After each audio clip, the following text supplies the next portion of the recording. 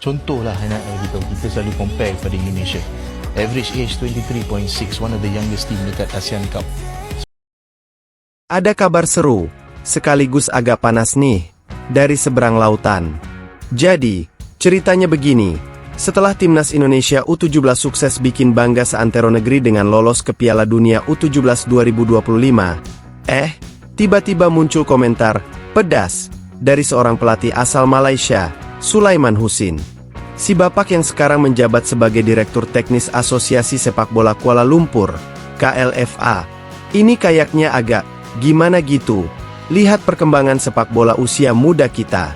Di laman Facebook pribadinya, beliau menulis sindiran yang cukup menohok. Katanya sih, sepak bola usia muda Malaysia itu masih jalan di tempat. Sementara Indonesia udah melenggang jauh sampai Piala Dunia U17. Nggak cuma itu, beliau juga sempat menyinggung soal timnas Malaysia U17 yang katanya masih sibuk cari turnamen Cup Ayam. Istilah kasual untuk turnamen kecil atau kurang bergengsi, buat minggu depan. Wah, pedas juga ya. Beliau juga menambahkan komentar soal lemari trofi yang belum penuh, dan kontrol bola pemain yang masih naik sampai ke hidung. Sepertinya ada sedikit rasa iri tapi malu mengakui nih. Perbandingan yang bikin uhau sekaligus aduhai. Memang sih, kalau kita lihat-lihat lagi, hasil yang diraih sepak bola Indonesia dan Malaysia dalam beberapa tahun terakhir ini memang beda jalur. Di level senior, timnas Indonesia lagi semangat-semangatnya berjuang buat lolos ke Piala Dunia 2026. Sementara timnas Malaysia sayangnya harus berhenti di babak kedua kualifikasi. Sekarang, fokus mereka katanya sih ke Piala Asia 2027. Turnamen yang udah pasti diikutin sama Garuda. Nah, di level U17 ini nih yang perbedaannya makin kelihatan. Waktu Piala AFF U16 2024, Indonesia bisa nangkring di posisi ketiga, sementara Malaysia malah nggak lolos dari fase grup. Terus, lanjut lagi ke kualifikasi Piala Asia U17 2025. Timnas Indonesia U17 berhasil jadi runner-up grup G dan lolos bareng Australia. Lah Malaysia U17? Mereka cuma bisa ngumpulin 1 poin dari 2 pertandingan dan akhirnya gagal lolos. Tapi tunggu dulu, cerita sukses timnas Indonesia U17 nggak berhenti di situ aja loh. Di Piala Asia U17 2025 yang lagi jalan sekarang, mereka malah tampil super keren. Baru main 2 pertandingan aja, udah pasti lolos ke perempat final sebagai juara grup C, ngalahin Korea Selatan U17 1-0, terus ngegas Yaman U17 4-1. Gokil kan? Nah, keberhasilan lolos ke perempat final Piala Asia U17 ini otomatis ngasih tiket emas buat Garuda Asia ke Piala Dunia U17 2025 di Qatar nanti. Kita jadi makin gak sabar nih nunggu aksi mereka di perempat final Piala Asia U17 tanggal 14 April nanti malam, dan pastinya di Piala Dunia U17 akhir tahun ini. Jadi, gimana nih tanggapannya? Komentar pedas dari pelatih Malaysia ini sebenarnya bisa kita lihat dari 2 sisi. Pertama, mungkin ini jadi cambuk buat sepak bola usia muda Malaysia untuk berbenah dan mengejar ketertinggalan. Tapi di sisi lain, ya, kita juga nggak bisa bohong kalau prestasi timnas Indonesia U17 memang lagi bersinar terang. Yang pasti, buat timnas Indonesia U17, sindiran ini justru bisa jadi motivasi tambahan buat membuktikan diri di kancah internasional. Buktiin aja terus, Garuda Muda. Kita sebagai supporter setia pasti akan terus mendukung kalian. Gimana menurut kamu? Apakah ini cuma bumbu rivalitas atau memang ada pesan yang lebih dalam dari komentar tersebut? Yang jelas, mari kita nikmati terus perkembangan positif sepak bola Indonesia.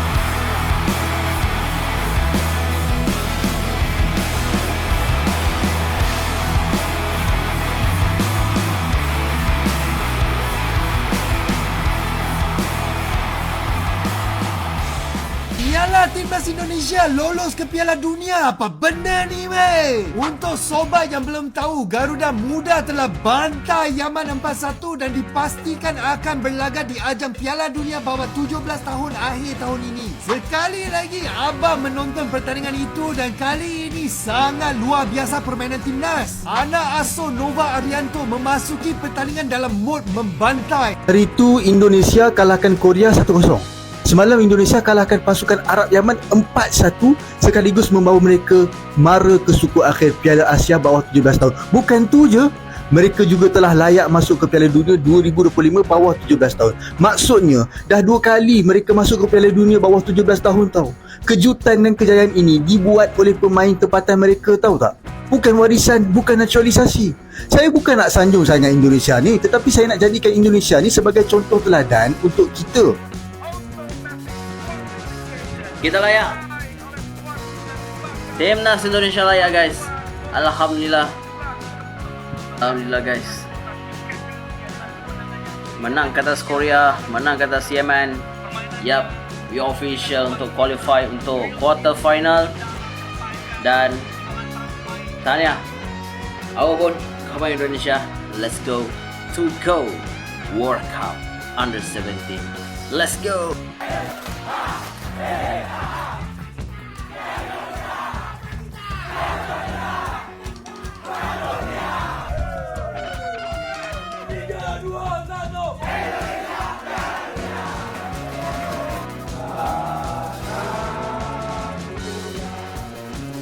Dengar-dengar ada kabar gembira nih dari lapangan hijau.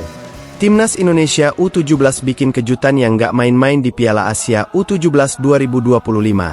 Sampai-sampai media tetangga, makan bola dari Malaysia, ikut takjub loh. Makan bola itu sampai bikin judul artikel khusus yang bunyinya, Indonesia lolos ke Piala Dunia U17. Mereka nggak nyangka banget Timnas Indonesia U17 bisa secepat ini mengamankan tiket ke turnamen akbar tersebut. Apalagi, setelah di laga pertama bikin kejutan dengan mengalahkan salah satu tim kuat Asia, Korea Selatan. Wah, ini sih bukan sekadar menang biasa. Di pertandingan kedua, giliran Yaman yang jadi korban keganasan Garuda Asia.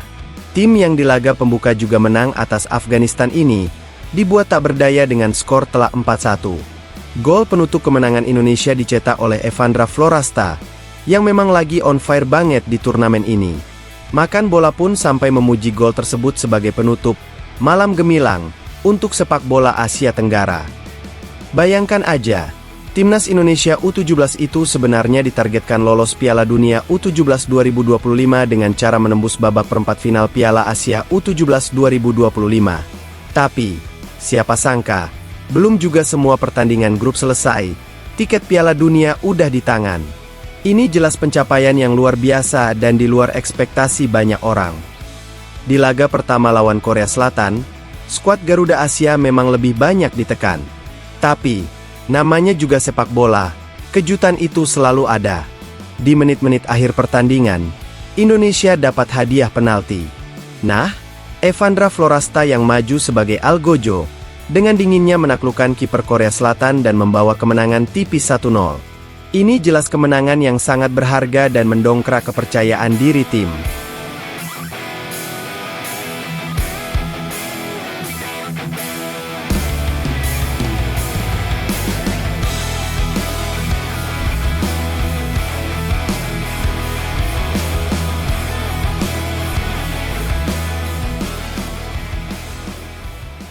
Lanjut ke pertandingan kedua melawan Yaman. Permainan Timnas Indonesia U17 justru makin menggila.